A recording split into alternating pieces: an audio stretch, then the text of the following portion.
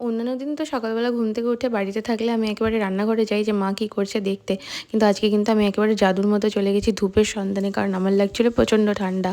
আর আমি একেবারেই মানে বিছানা থেকে উঠে ব্রাশ টাশ করে সোয়েটার পরে নিয়েছিলাম। দেখতেই পাচ্ছ খুব ঠান্ডা লাগছিল। গিয়ে দেখলাম মন্টুও রোদ পোহাচ্ছে। কারণ ও জাদু হয়ে গিয়েছে এই শীতকালে।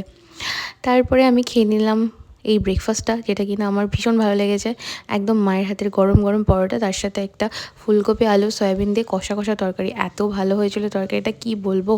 আর তারপরে খেলাম গরম গরম চা। সবটাই কিন্তু একদম বাড়ির বাইরে একেবারে দালানে বসে সুন্দর রোদ পোহাতে পোহাতে। আর শীতকাল মানেই কিন্তু হরেক রকম ফুলের মেলা।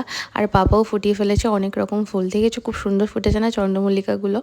খুবই দারুণ লাগছিল। এরপরে আমি আর মা চলে গেলাম বাজারে, কারণ মা আমাকে ডেকে দিয়েছিল তাড়াতাড়ি বাজারে আসবে বলে। বাড়িতে আজকে আমি আর মা একাই ছিলাম, ভাইও ছিল না, বাবাও ছিল না। বাজার থেকে কী কী এনেছি দেখেছো? তো নেক্সট ভিডিওতে দেখাবো যে কী বানালাম। আর মূলোগুলোও কিন্তু কিনেছিলাম। চলো টাটা।